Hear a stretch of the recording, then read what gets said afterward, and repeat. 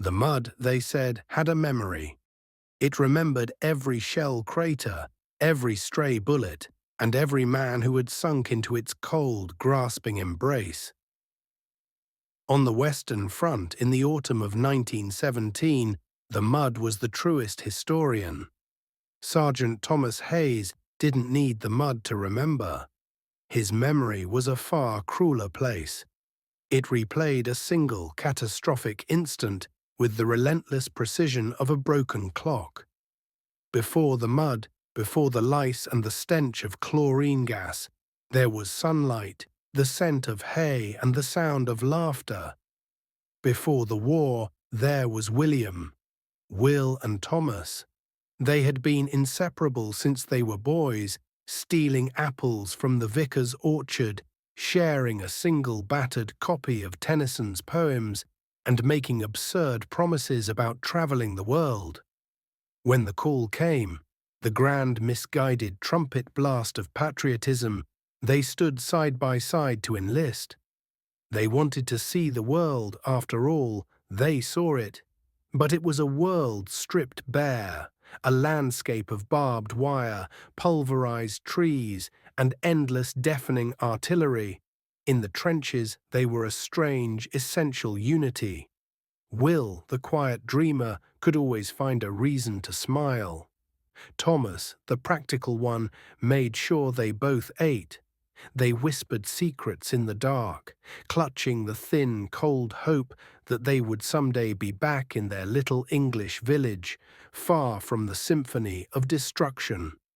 Then came Passchendaele, the Third Battle of Ypres, a name now synonymous with utter drowning misery. The orders were clear, whispered through chattering teeth in the pre-dawn gloom, an advance across 500 yards of what used to be farmland. 500 yards that the German machine guns had zeroed in on for weeks. The whistle blew, a shriek against the silence, and then the sound. It wasn't a battle, it was the world tearing itself apart. The air immediately thickened with flying earth and the metallic tang of blood. Thomas ran, head down, bayonet fixed, his heart hammering out a frantic primal rhythm. He could hear Will's gasping breath just to his left. They had been taught to run low, to aim, to kill, and to keep moving. But in that chaos, the rules dissolved into a panicked instinct for survival. A shell burst too close, a blinding flash, and Thomas was thrown. When he scrambled up, the world was muted, ringing with a deep, sickening hum. He was alone. Through the smoke and the driving rain, he saw a shape rise up from a shell hole directly in front of him. A shadow, armed, moving fast toward the flank of the main advance. It was the enemy. Or so his shattered mind told him. The shape was cloaked in mud, slick with water, indistinguishable in the hellish half-light. He didn't hesitate. He brought his rifle to his shoulder. The training was a pure, cold reflex. He aimed for the center mass, squeezed the trigger, and the world narrowed to the sudden sharp crack of the rifle. The figure crumpled with a cry, a sound swallowed instantly by the roaring guns, yet a sound that would echo in Thomas's ears for the next 50 years. He stumbled forward, driven by the advance, ready to face the man he had just killed. He reached the edge of the shell hole, lowered his rifle, and stared. The helmet was gone.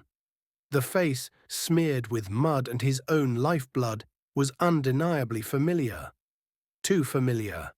It wasn't a German. Will, his best friend, must have been thrown further by the blast, tried to circle back, perhaps to find Thomas, only to appear as a terrifying phantom in the smoke. His rifle lay unused beside him.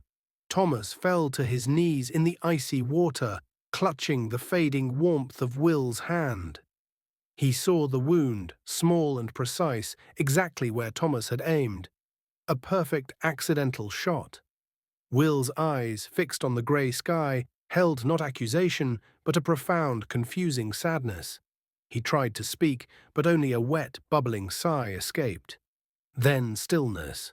The battle raged around him. Men screamed and died in a terrifying ballet, but Thomas heard only the silence of his own action. The other soldiers dragged him away, calling him mad, pulling him toward the relative safety of a captured position. They mistook his catatonia for shell shock. But Thomas was not shocked by the war. He was shocked by himself.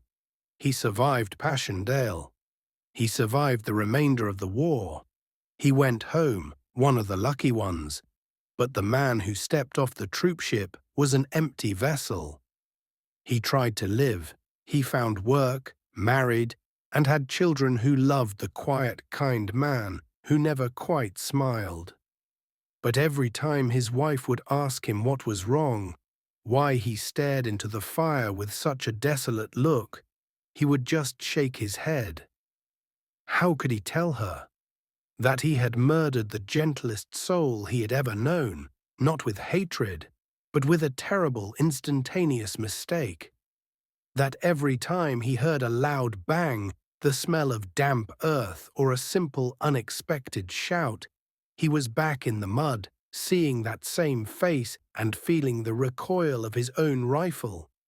The years marched on, heavy and slow. He never attended a war reunion. He never spoke of his service. He carried the guilt like a second skeleton, a cage locked from the inside. He would visit Will's family, offer comfort, and listen to them mourn their lost boy, the hero killed by the enemy, while Thomas, the true killer, sat there, silent and complicit. His old age was marked by the peaceful routine of a small, ordinary life, but his nights were haunted by the trenches. He would wake up grasping for a hand that wasn't there, whispering a name the world had long forgotten.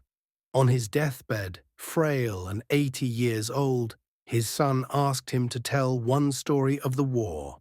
Just one. Thomas looked into his son's eyes, and for the first time in 60 years, the dam broke. He told him about Will, about the vicar's orchard and the battered book of poetry. And then he told him about the smoke, the chaos, and the awful, unforgivable mistake. He confessed it not for absolution, but for truth. It was the last desperate act of a man trying to lift a mountain of stone from his soul. The soldier who shot his best friend and never forgave himself died a few hours later. But his tragic truth illuminates something profound and terrible about all wars. War promises glory and delivers only chaos. It doesn't ask you to kill strangers. It asks you to kill indiscriminately in an environment designed to strip you of reason and replace it with terror. It turns friend into foe, a comrade into a consequence. Thomas Hayes did not just kill his best friend. The war took Thomas's capacity for joy in that same shell hole and gave him 6 decades of unrelenting sorrow as a souvenir. The greatest cost of any conflict is not the bodies it leaves on the field, but the quiet, agonizing life sentences it hands out to the survivors, haunted by the memory of the light they extinguished, both in others and in themselves. And in the silence of the cemetery, where Thomas was finally laid to rest, the only sound was the wind, whispering a truth that only the mud of Passchendaele truly understood. War does not end when the fighting stops. It ends only when the last man who was forced to do the unforgivable finally closes his eyes.